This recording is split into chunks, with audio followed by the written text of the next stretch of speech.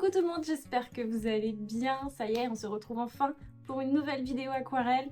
Alors j'espère que vos pinceaux sont prêts, j'espère que votre papier est prêt, vos couleurs. Je sais que ça fait un petit moment que je vous ai pas fait de vidéo tutoriel aquarelle et j'en suis vraiment désolée. Donc ça y est, je retrouve un petit peu de temps là pour partager sur les réseaux sociaux et ici sur YouTube du contenu créatif et technique aussi aquarelle. Donc bienvenue dans cette vidéo si vous êtes débutant, si vous êtes intermédiaire, si vous êtes déjà bien expérimenté avec l'aquarelle. Je pense que vous allez trouver de quoi nourrir un petit peu votre créativité dans cette vidéo. Et là je suis trop contente de revenir pour vous proposer enfin une vidéo qui soit un petit peu plus dans un thème de saison. Donc on va peindre ensemble une fenêtre fleurie. C'est un petit peu la petite sœur de la porte d'automne que vous avez déjà vue au mois de novembre, octobre, je sais plus quand est-ce que je l'ai sortie. On est toujours sur une perspective ultra simple, on va pas sur des lignes de fuite trop compliquées, on est sur presque de la 2D parce qu'on est sur une façade, donc déjà on va pas trop se prendre la tête là-dessus. On va vite se lancer et on va commencer comme d'habitude par la présentation du matériel. Alors pour cette vidéo vous aurez besoin de papier aquarelle classique ou de papier aquarelle comme celui-ci en 100% coton. Moi j'aime toujours utiliser le Winsor & Newton, c'est un très bon papier aquarelle, un bon rapport qualité-prix en 100% coton. Et là, comme dans la première vidéo porte fleurie, on va utiliser un grain satiné. Si vous avez du grain fin, c'est très bien, mais j'avoue que là, pour ce genre de projet maintenant, moi j'aime bien utiliser du grain satiné. Il faut qu'on ait au minimum, déjà qui est écrit papier aquarelle, surtout sur votre bloc, et que ça soit au minimum 310 grammes, 300 grammes, 310 grammes par mètre carré. Vous aurez besoin de pinceaux aquarelle, alors je vous en conseille 3, ce serait bien. Si vous en avez que 2, ce sera très bien aussi, même un, ça fera l'affaire. Pour commencer, un pinceau assez large comme celui-ci, ce serait pas mal pour faire le fond, pour faire le lavis. Donc ça, c'est un Winsor & Newton Synthetic Squirrel. Il faut qu'on ait un pinceau avec un ventre ici assez large pour stocker beaucoup d'eau et de pigments, pour bien étaler tout sur le papier, sur le fond. Alors ensuite, un deuxième pinceau, soit taille 12, soit taille 10. Là, c'est un pinceau rond Princeton Héritage que j'aime beaucoup ces pinceaux. Donc, soit un pinceau rond, voilà, taille 10 ou taille 12, soit si vous avez des pinceaux comme ceux-là, Raphaël, ou ici comme le Tintoretto avec la virole ici, avec les tiges en fer, vous pouvez partir sur un taille 2 ou un taille 1, ça fera aussi l'affaire. C'est juste une forme de pinceau et une numérotation qui est différente. Et on a une utilisation ici qui va être un tout petit peu plus souple pour celui-là. Et souvent les pinceaux ronds comme celui-ci, ils ont un côté un tout petit peu plus nerveux. Ça va être la différence que vous allez avoir. Donc l'un ou l'autre. Et si vous avez un petit pinceau, donc ici c'est un Tintoretto 732 taille 3, il est très bien. J'aime bien aussi toute cette série de pinceaux là, elle est super. Donc un taille 3 ou un taille 4, ce sera très bien pour faire les détails. Pour les couleurs, moi j'utilise ma palette aquarelle Winsor & Newton. Donc c'est une palette aquarelle pour la moitié en tout cas des godets que vous pouvez retrouver chez Aquarelle et Pinceaux et qui est disponible uniquement d'ailleurs sur leur site. Où vous avez donc une sélection de 12 de mes couleurs préférées pour peindre à l'aquarelle, donc des couleurs extra fines. Donc là j'ai mes 24 couleurs, mais si vous avez, si vous voulez la version juste 12 couleurs, elle existe sur le site Aquarelle et Pinceaux. Mais on va travailler, vous allez voir, avec cette base de 12 couleurs déjà, c'est largement suffisant. On va avoir besoin d'un pot d'eau, on va avoir besoin d'un petit chiffon en coton. Là on aura besoin encore de dessiner un petit peu, donc prenez un critérium. Moi j'ai un Muji avec une mine à l'intérieur en HB, fait 0,5. 0,5 quoi d'ailleurs. Et elle fait 0,05 mm il me semble, quelque chose comme ça. J'aime bien aussi le crayon gomme, je trouve que c'est assez pratique. Et une gomme mie-de-pain. Voilà, si vous avez tout ça, c'est parfait. Alors, je vais mettre en avant 3 couleurs. Cette couleur-là, le rose opéra, que vous me voyez souvent utiliser si vous me suivez sur les réseaux sociaux.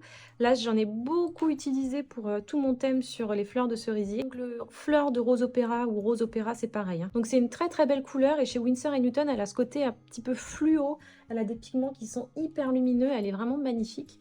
Et j'aime beaucoup cette couleur, donc on va s'en servir. Et on va utiliser aussi un jaune de cadmium foncé. Alors chez Winsor & Newton, toujours sans cadmium, donc ça c'est vachement mieux pour la planète. Et voilà, c'est une très très belle couleur aussi. Et on va utiliser aussi un or vert, mais je crois que celle-là je vous l'ai déjà montré, ou en tout cas, si c'est pas avec vous, c'est sûrement en atelier. J'aime beaucoup utiliser cette couleur aussi pour tous les petits paysages de printemps et d'été. C'est un vert qui est hyper lumineux et qui est très très beau. Donc hop, voilà pour les couleurs. Donc pour faire cette fenêtre fleurie, donc là je l'avais fait dans mon carnet, mais on va essayer de se garder un tout petit peu plus de marge de blanc autour parce que je la trouve un petit peu enfermée. Donc on va nous travailler sur un format de papier un peu plus petit que ça. Donc déjà ce qu'on va faire, c'est que comme je vous disais, on va retirer la feuille de papier de notre bloc aquarelle. Hop, on va mettre ça de côté. Et ensuite on va venir couper la feuille. On va enlever un tiers de la feuille, à peu près Hop, je vais pousser ça. Moi, j'aime bien utiliser une règle en métal. Donc, soit vous mesurez, hein, si vous êtes un petit peu maniaque si vous êtes un petit peu maniaque des mesures et tout ça, soit vous faites comme moi, vous faites à l'œil. J'avoue que moi, je fonctionne beaucoup comme ça. Et en plaçant bien comme ça notre règle sur le papier, on va venir tirer la feuille vers soi et on appuie bien surtout ici avec les mains. Et hop, crac, ça va se déchirer tout seul. Et voilà. Pas besoin de cutter, pas besoin de paire de ciseaux. C'est terminé. Et on a un joli petit bord franc ici. Enfin, moi, j'aime beaucoup le rendu. Donc, on va faire un petit peu une base que je propose souvent à mes élèves avant de commencer à dessiner. C'est de tirer un trait au centre de votre feuille. Donc, voilà, c'est rien de partir de tout en haut et d'aller jusqu'à tout en bas. On va garder une petite marge de 2-3 cm avant de se lancer. Alors, moi, je le fais avec la main posée comme ça sur la feuille de papier. Et ça glisse un petit peu tout seul. Comme ça permet de faire un trait assez droit comme ça dès le départ. Mais si vous préférez, vous prenez tout simplement une règle. Zip. Donc la fenêtre, on va faire à la base un rectangle. Donc soit voilà, vous prenez votre règle, soit vous faites comme moi à main levée. Donc on retrace 2 traits parallèles à notre trait central. Donc soit voilà, main levée, soit avec la règle. Donc moi ma règle elle est noire, donc c'est pas forcément ce qu'il y a de mieux. Mais avec une règle transparente, on se rend un tout petit peu mieux compte de ce qu'on fait. Voilà, ensuite on va fermer notre rectangle.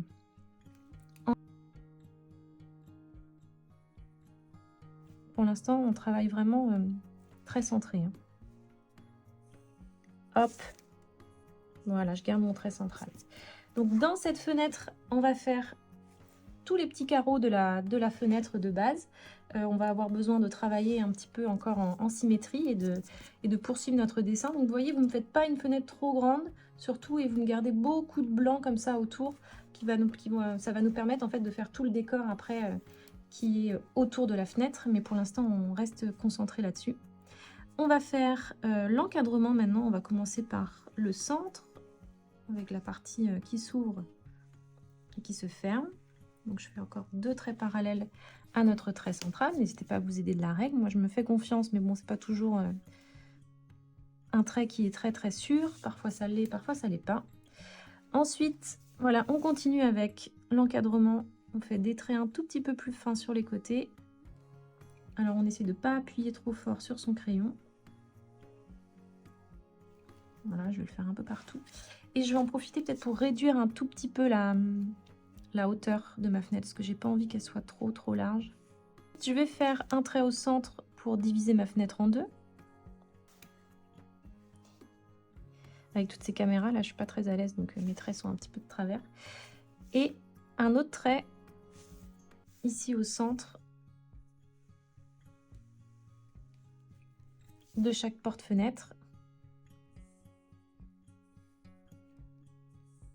avec les arêtes qu'on peut commencer à dessiner un petit peu.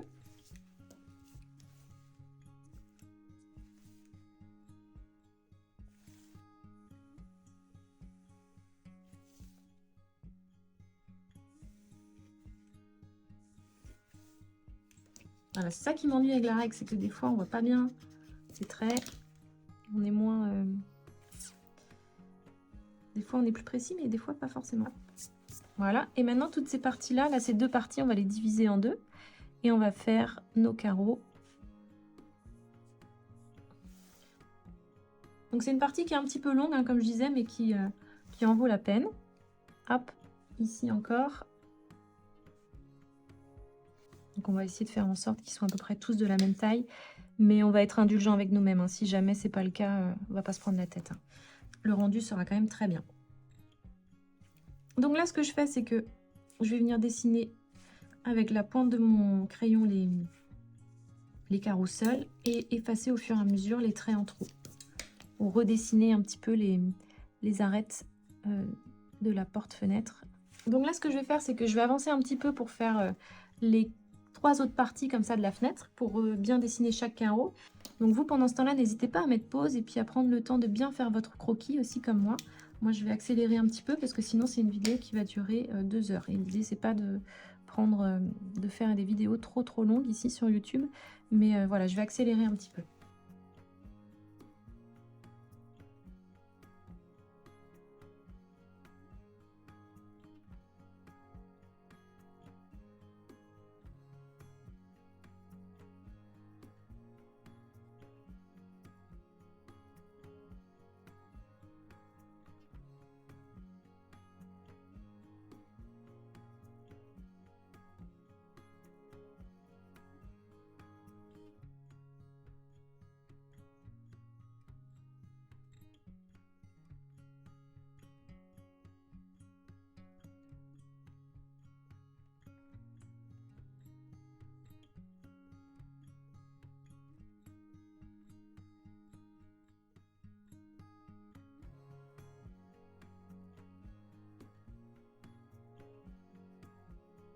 Peu de perspective en venant juste donner comme ça quelques petites arêtes qui remontent ou qui vont un petit peu plus vers l'intérieur ici de la fenêtre ou qui vont vers les extérieurs comme ça.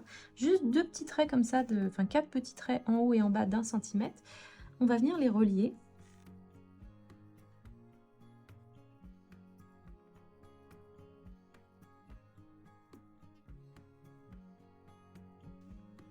On peut faire ici une ouverture, on peut faire une petite poignée. Donc là, on va tracer le sol aussi, puisqu'on l'a un petit peu zappé pour l'instant. On va faire un sol. Donc pareil, je commence pas au bout de la feuille, hein. Je laisse toujours 1 ou 2 cm de marge ici à chaque fois. Oh là là, prenez une règle, hein, faites pas comme moi. Hein. Des fois ça marche, des fois ça marche pas. Mais on n'aime pas quand c'est trop net non plus. Hein. Il faut qu'il y ait un petit côté flou, pas trop propre, pas trop clean, parce que sinon ça devient très vite très ennuyant. Autant en prendre une photo et voilà, c'est terminé. Hein. Si c'est tout beau, tout propre, exactement identique à la nature, on va s'ennuyer, non? Vous n'êtes pas d'accord? Voilà, donc là on a le bas enfin on a le sol en fait, et ici on imagine que ça va être un mur. On va continuer avec un peu plus de lâcher prise cette fois, donc on va travailler un petit peu plus à main levée. Et je vais vous demander donc c'est-à-dire que là je décolle un petit peu plus mon poignet et je vais travailler avec le bout de mon critérium. Et là je vais venir commencer à faire des linteaux en granit, parce que moi j'aime bien faire ça autour des fenêtres, ça me rappelle ma jolie Bretagne. Et surtout je les fais pas trop nettes, je laisse une petite marge entre chaque, donc j'en fais des assez larges, j'en fais des très fins. Et je sais pas si vous avez déjà visité les îles bretonnes ou des jolis petits villages bretons. Donc on retrouve souvent cette caractéristique, hein, des maisons avec ce détail de pierres apparentes comme ça. Et des fois il y a des toutes petites pierres, des fois il y a des très très grosses. Des fois il y en a, elles partent complètement comme ça sur le côté. Des fois c'est pas nickel. Donc voilà, amusez-vous un petit peu avec ça si vous voulez. Donc ici on va venir effacer une bonne partie du bas de la fenêtre. Alors là j'ai la gomme mie de pain, mais vous pouvez prendre autre chose. Hein. De toute façon on va avoir besoin de gommer tout à l'heure un petit peu le reste du croquis. Et on va imaginer une jardinière devant ici la fenêtre. Alors je sais pas, elle va être un petit peu en lévitation. On va pas trop se prendre la tête avec la jardinière parce qu'elle est complètement recouverte de plants de géranium. Voilà, donc on va faire plein de petites boules comme ça pour simuler un géranium immense qui prend vraiment énormément de place sur notre fenêtre et qui descend un petit peu comme ça. Vous voyez, je fais vraiment quelque chose de très très flou pour l'instant.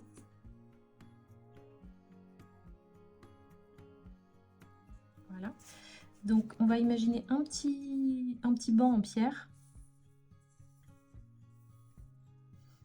Je fais très simple là.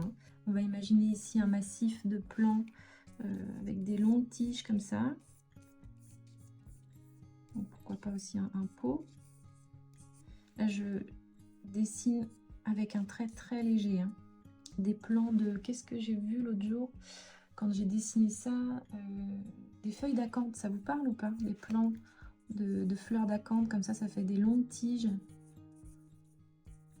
Ça pousse en ce moment, là on est au mois de mai, ça commence à fleurir un petit peu les acanthes. On va faire des pots encore. On va faire un petit et un tout petit peu plus grand là. avec des fleurs. Dans la saison printemps, on va lui ajouter toute la partie justement rose opéra. Ça va être un arbre cerisier. On va mettre un cerisier comme ça juste à côté de la fenêtre. Alors on va essayer de le faire assez discret. Faut pas qu'il soit trop fort parce que sinon il va prendre toute la place. Donc on va faire juste un tronc là qui monte. Alors essayez de garder toujours un petit peu de marge comme ça autour de la fenêtre. Je vais séparer le tronc là. Je vais faire comme un Y. Je sais pas si vous voyez là, on a comme un Y qui se forme. Hop, un Y, comme ça je sépare deux branches et puis je fais un autre Y et puis ça fait une autre branche. Voilà, ça c'est un système de dessin pour les arbres qui marche très bien. Vous faites des Y comme ça, un petit peu partout. Toujours sans trop appuyer. Hein. Notre cerisier. Et là je vais faire pareil, quelques traits très juste au-dessus des premières branches là que j'ai commencé à dessiner. Je vais pas trop en faire parce que là on va imaginer après que ce sera très chargé avec le fond déjà qui va faire le travail un petit peu à lui tout seul pour l'arbre cerisier. Ça va être surtout être le fond qu'on va travailler. Voilà, je vais m'arrêter là pour le croquis. Je vais juste faire quelques petites tiges comme ça qui remontent. Juste du bout du crayon, ça c'est très bien pour faire comme s'il y avait de l'herbe.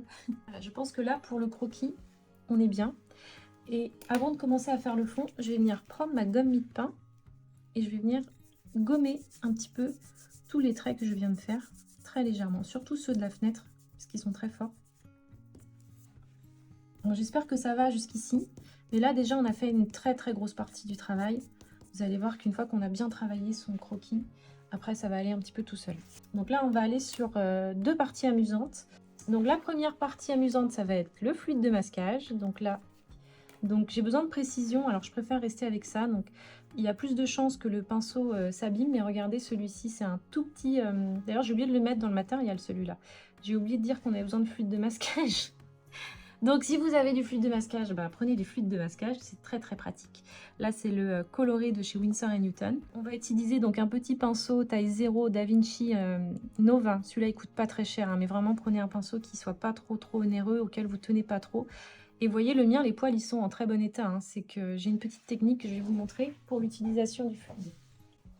Alors, je viens avec cette chose qui n'est pas très jolie, mais qui est très pratique. Donc, je viens avec cette chose-là, qui est un bol, en fait, une petite soucoupe avec un savon à l'intérieur. Donc, celui-là, il est un peu vieux parce qu'il ne sert qu'à ça. Et je mets juste un petit fond d'eau au fond. Et en fait, je badigeonne comme ça les poils de mon pinceau avec du savon, avec beaucoup de savon et un tout petit peu d'eau. Et ça fait comme un après waterproof. Et ça marche très bien. Donc ensuite, je trempe mon pinceau dans le fluide de masquage et une fois que c'est... Voilà, je peux y aller tranquillement en fait.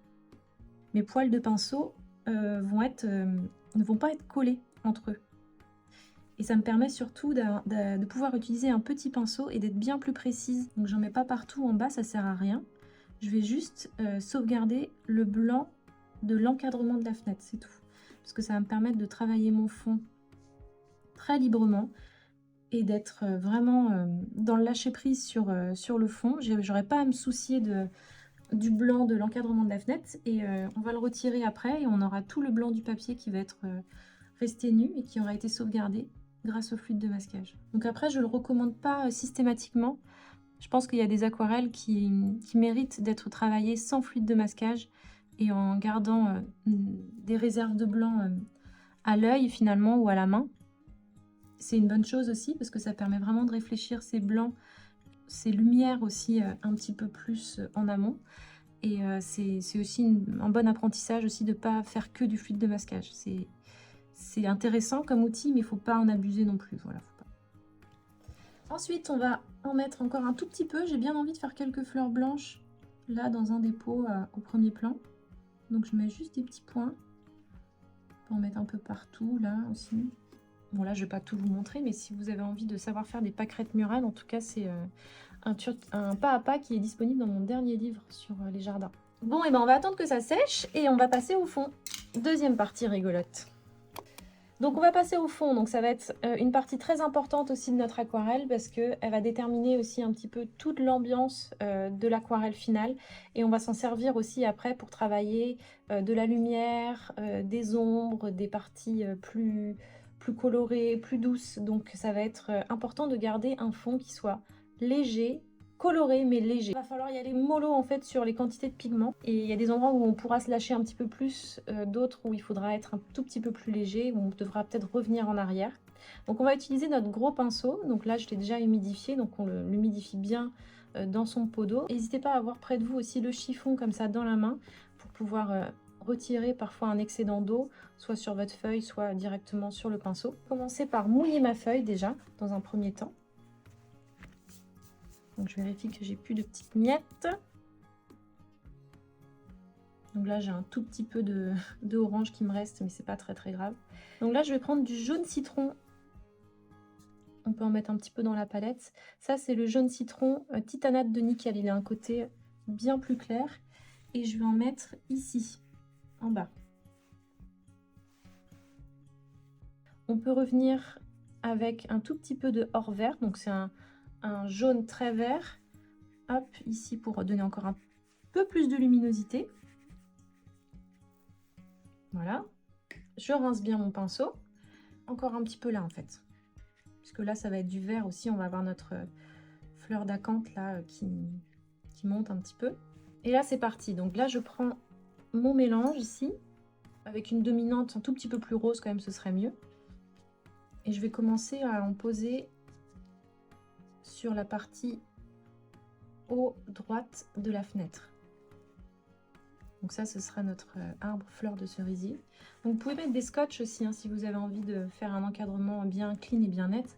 Après, moi, je crois que c'est une de mes signatures aussi, c'est de garder cet effet un petit peu flou tout autour de l'aquarelle. J'aime bien parce qu'on a l'impression qu'elle sort comme ça d'un nuage, où ça donne un petit côté un petit peu rêveur et évanescent que j'aime bien. Donc je vais garder ici cette partie-là, là, très claire. C'est-à-dire que je veux que de l'eau quasiment là. Donc le pinceau, on peut s'en servir, vous voyez, comme je fais là, j'appuie avec le bout de mon pinceau, mais aussi en l'essorant comme ça un petit peu, on peut s'en servir en gomme. On peut venir absorber des parties qu'on n'a plus envie, en fait, où on n'a pas envie d'avoir trop de couleurs.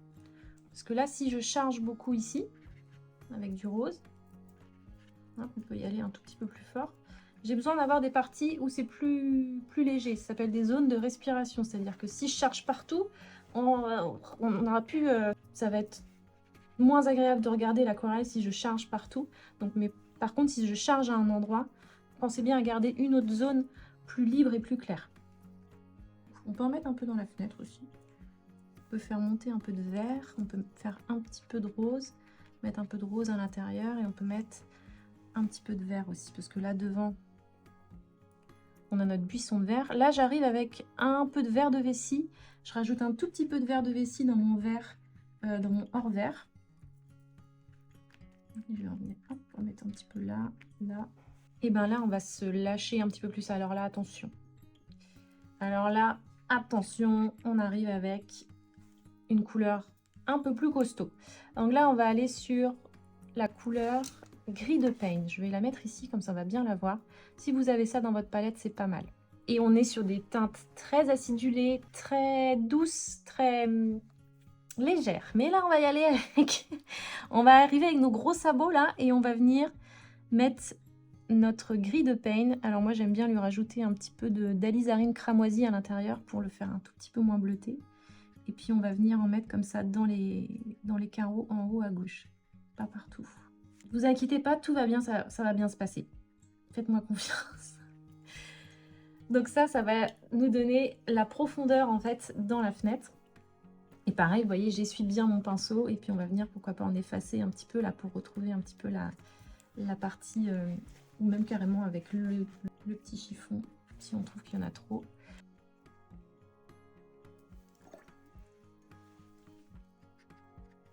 Voilà, amusez-vous. Et le gris qui dépasse un petit peu, là, si jamais, il peut déborder un petit peu aussi dans le fond et autour de la fenêtre. C'est pas dérangeant. Voilà, ici, ça se balade un tout petit peu trop. On va bien en récupérer un peu. Voilà, là, c'est en train de sécher, donc je vais revenir avec des petites touches de couleur un peu plus vives à l'intérieur de l'arbre. Mais je garde surtout, comme je vous disais, voilà, si vous chargez ici ou là, voilà, faut surtout bien faire en sorte de garder du blanc ici, garder des parties blanches, c'est super important. J'ai bien envie de faire bouger un petit peu comme ça les pigments aussi. On peut prendre sa feuille et puis venir faire bouger un petit peu les pigments. Alors là, tout est encore humide, je change de pinceau. Là, je passe à mon pinceau taille 10 ou taille 12. Je vais venir faire quelques détails, donc je reste toujours dans la même gamme couleur. Donc là, on est encore humide, l'avantage du papier coton. Et avec la pointe de mon pinceau, je vais venir juste faire quelques petites touches là. Et déjà, on va avoir nos fleurs qui vont être terminées. Déjà ça, c'est quasiment fait. On va faire pareil ici sur les géraniums. Là, on va prendre du rose opéra encore très vif. Et puis, on va venir faire des petites touches pour venir placer déjà les endroits où il y aura du... Oh là là, bon là, c'est parti très foncé. Bon, c'est pas grave. Là, c'est encore un petit peu humide. On peut en mettre aussi un petit peu dans les fenêtres. Donc, à ce stade-là, c'est humide, mais pas trop trempé. C'est pas mal parce que vous voyez, on peut faire quand même des effets comme ça très flous. On a des auréoles qui se créent comme ça.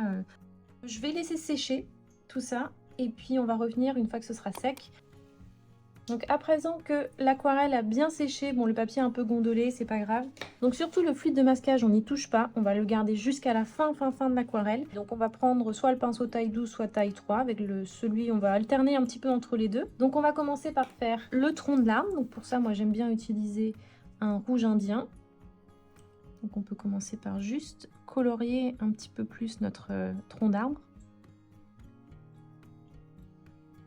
Alors vous voyez, j'ai pas mis trop de pigments pour l'instant, c'est un jus qui reste assez léger. On peut lui rajouter un tout petit peu de gris paint qui nous reste dans la palette à certains endroits pour faire un petit peu d'ombre.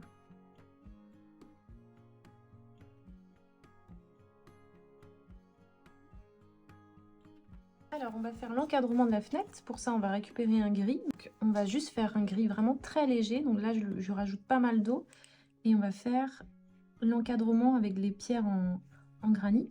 Donc là je rajoute de l'eau parce qu'il ne faut pas que ce soit trop fort surtout, hein. Mais juste histoire de les redessiner un petit peu, mais vraiment un gris léger, hein.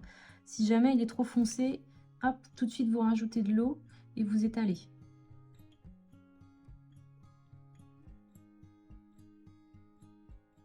Et puis en fait j'avais déjà bien travaillé mon fond, donc toute cette partie là ça faisait déjà le job, hein. Il n'y a pas besoin d'aller en mettre de trop. Finalement ça doit être un jus très transparent avec à peine une teinte grisâtre, vraiment très léger.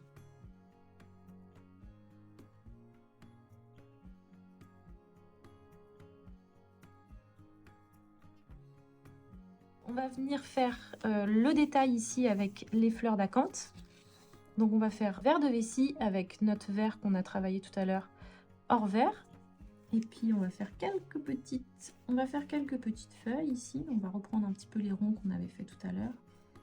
Des taches. On va les faire monter un petit peu avec une tige. On va suivre un petit peu les traits de crayon qu'on a fait au départ. Je rajoute un tout petit peu d'eau dans mon pinceau pour retrouver un petit peu de transparence et de légèreté. Voilà, je fais des espèces de tiges comme ça qui partent un petit peu en arabesque. Vert de périlène ou gris paint pour foncer un tout petit peu cette partie, mais pas trop.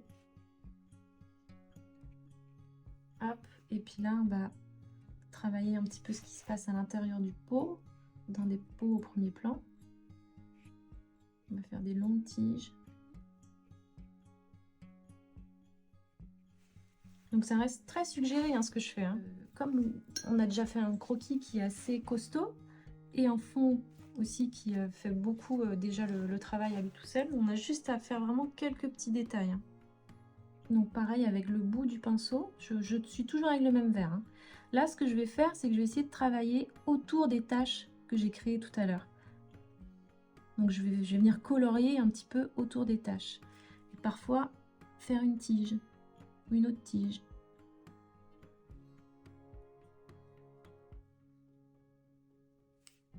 Mais on a besoin d'avoir ce massif vert qui vient faire ressortir les taches de couleur qu'on a fait tout à l'heure. C'est un travail en contour que j'explique aussi beaucoup dans mon livre sur les jardins. Je vous fais faire d'ailleurs pas mal de fenêtres fleuries et de portes fleuries dans ce livre. Et beaucoup de pas à pas sont avec cette technique qui fonctionne très bien. Bon, c'est pas mal déjà. J'ai envie de m'arrêter là. J'ai pas envie d'en faire de trop. Mon vert un tout petit peu, voilà, des touches plus foncées. On peut venir creuser un petit peu donner de la profondeur à la jardinière. Mais ce qui est important vraiment, c'est de bien garder en réserve le fond, avec pas beaucoup d'eau et beaucoup de pigments. Ça me permet de creuser un petit peu ma jardinière, mais surtout j'en mets pas partout, hein, c'est tout. Donc on va attendre que ça sèche et après on va pouvoir revenir avec d'autres couleurs, mais pour l'instant on va juste attendre que ça sèche. On reviendra avec des roses plus intenses en petites touches, mais pour l'instant on laisse comme ça. Et là on va faire la même chose ici dans le petit massif de fleurs. On va essayer de venir donner un peu de volume.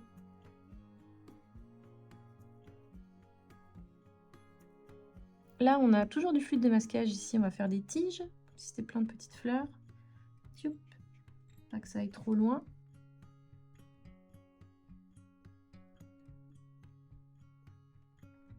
Ici, on en a aussi. Hop. Ce que j'aime bien dans ces cas-là, c'est faire fusionner un petit peu le vert dans le sol.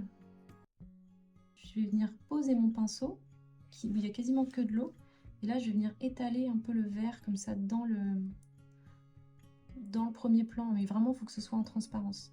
Voilà, on va en mettre un petit peu dans les pots aussi. On va faire grimper ça jusque dans les pots. Je vais reprendre ma petite palette là avec le rose opéra et le jaune de cadmium foncé. Et là c'est parti, je vais toujours avec le gros pinceau le pinceau taille 12. Je vais venir faire un petit peu plus de détails de l'arbre, du feuillage.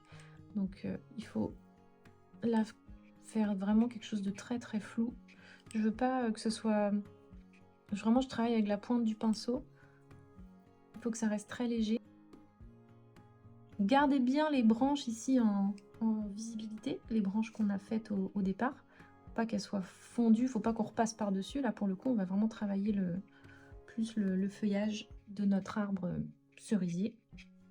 Et pareil, on va essayer de pas, on va toujours garder cette partie-là sans rien. Cette partie-là, vous la laissez libre, cette partie-là, on la laisse libre.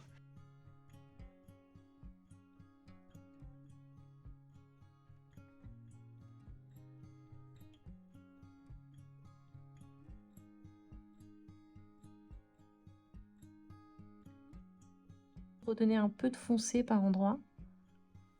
Mais surtout, je veux pas que l'arbre soit qu'il y ait trop de détails. Mais là, on va quand même retravailler un peu les branches qu'on a fait au départ. Les refaire venir un petit peu devant. C'est le moment maintenant de sortir le petit pinceau parce qu'on va faire des détails. Et on va faire aller voilà, les branches un petit peu plus devant la fenêtre.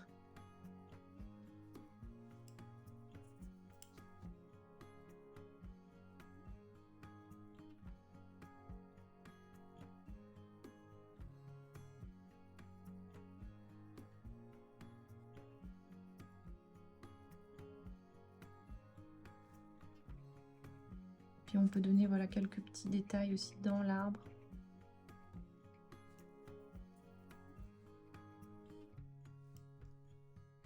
Ok, on va prendre cette couleur aussi et on va la diluer. Et on va faire quelques petites touches comme si on avait des petits pétales de fleurs de cerisier qui étaient tombés au sol. Même s'il y a des endroits où c'est encore humide, c'est pas très grave.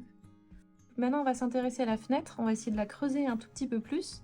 Donc, on peut rester avec le petit pinceau ou revenir avec l'autre pinceau. Mais là, j'ai besoin de retrouver un peu la perspective qu'on a travaillée au départ. Donc, on va venir juste foncer un tout petit peu dans l'encadrement de la fenêtre.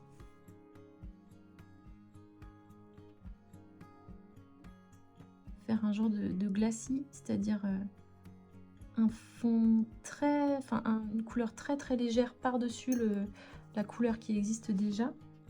Donc j'ai bien envie qu'on voit le rose en transparence. Donc c'est pour ça que je parle d'un glacis, parce qu'il faut qu'on ait quand même le reste en transparence. Donc pour ça, il faut que ce soit bien sec. Si vous avez des doutes sur les termes techniques aussi que j'utilise dans cette vidéo, je vous invite à aller voir ma vidéo 6 techniques pour démarrer l'aquarelle, où je parle beaucoup aussi de vocabulaire un petit peu plus technique aquarelle, dont le glacis. Et voilà, n'hésitez pas à aller faire un petit tour.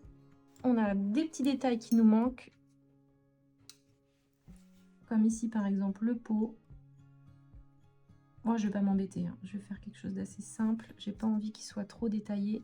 Ça sert à rien de mettre du détail, de la bonne couleur partout. Comme je vous disais, on a besoin d'avoir des choses qui sont un tout petit peu plus suggérées aussi.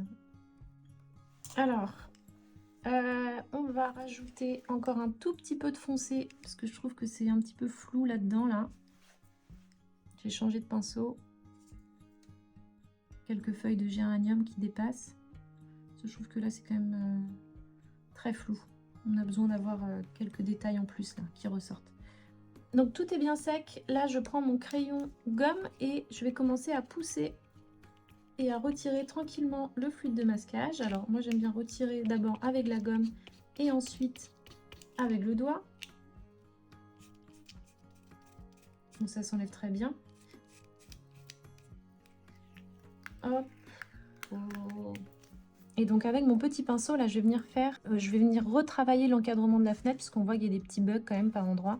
Mais c'est pas grave, on va prendre le temps de, quand tout est bien sec là, de bien revenir juste avec quelques petits traits comme ça qui vont pas se fondre complètement dans le reste des carreaux de la fenêtre, mais juste histoire de redélimiter un petit peu l'encadrement et de le retravailler un peu parce que des fois c'est pas hyper net.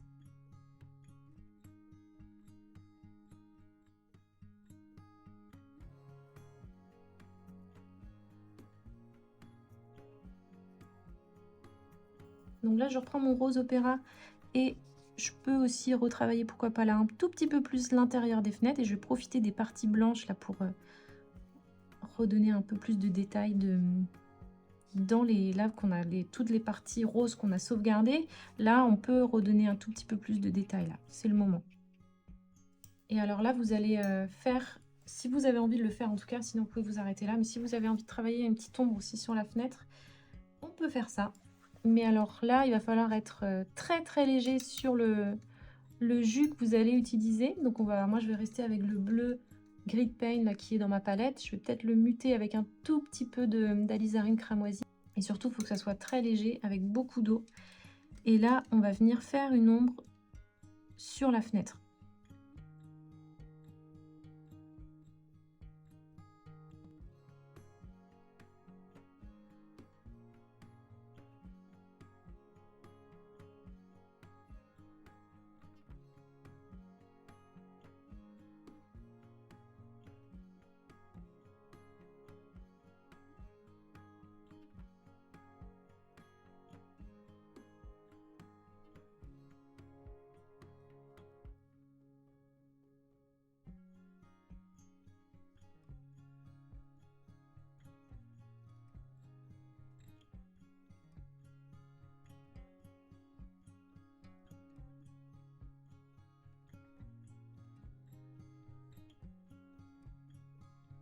Voilà, je pense qu'on a terminé l'aquarelle. On a quand même passé pas mal de temps sur les détails. Si vous n'avez pas la même chose exactement comme moi, ne vous inquiétez pas, c'est tout à fait normal parce que j'ai souvent des gens qui me font des retours en me disant « Ah, c'est très différent de ce que tu as fait ». Mais ça, c'est normal. Vous n'arriverez jamais à reproduire une aquarelle à l'identique. C'est pas de l'huile, c'est pas de l'acrylique, c'est de l'aquarelle et on a un côté tellement libre et tout le monde a une écriture tellement différente aussi que c'est impossible de reproduire à l'identique. Donc déjà, si vous avez suivi tous les petits conseils que je vous ai donnés tout au long de cette vidéo, je suis sûre que vous allez avoir appris pas mal de choses, que ce soit au niveau des points de lumière, au niveau des contrastes, travailler son fond. Vous voyez toute la partie blanche qu'on a gardée au départ là. Eh ben, toute cette zone-là, elle fait quand même vachement de bien parce qu'on a des choses qui sont très chargées par ici, devant. Donc c'est hyper important aussi, tous ces petits conseils là que je vous donne, pas que technique, mais aussi visuel, esthétique, ça compte aussi pour le résultat final. Bon voilà, j'espère que cette vidéo vous a plu. En tout cas, moi, ça a été un réel plaisir de peindre avec vous, de vous retrouver un petit peu sur des vidéos tutoriels comme ça, aquarelle. Je sais que vous en êtes très friands ici sur YouTube. Et pour moi, comme je vous disais, c'est un réel plaisir de partager ça avec vous. C'est des petites vidéos, mais si vous avez envie d'aller plus loin avec moi sur la partie technique aquarelle, parce qu'ici, ce sont des contenus gratuits que je propose, on reste sur quand même quelque chose d'assez court. Et si vous avez envie d'aller plus loin avec moi avec l'aquarelle, j'ai donc mon livre sur les jardins qui est sorti récemment, que je vais vous montrer d'ailleurs. Je vous l'ai déjà montré peut-être, je sais plus, il est sorti depuis janvier. Mais alors là, si vous avez aimé ce tutoriel avec les jardins, bah, je vous en propose d'en faire encore pas mal à l'intérieur de ce livre. Il y en a plein dans ce livre et on fait tout ça ensemble et c'est vraiment pas à pas, je vous prends la main et on fait ça ensemble. Les gammes couleurs, tout est bien expliqué. Donc c'est mon deuxième gros projet créatif après le premier sur les fleurs, le voici sur les jardins. Voilà, et ben merci d'avoir suivi cette vidéo. Si cette vidéo vous a plu, un petit pouce en l'air, ça fait toujours plaisir. Vos commentaires, si jamais vous avez des questions, ou si vous avez envie de pousser un petit peu plus ce projet créatif avec moi, j'y réponds, il n'y a pas de souci. Donc voilà, je vous embrasse, plein de gros bisous, prenez soin de vous et à très vite.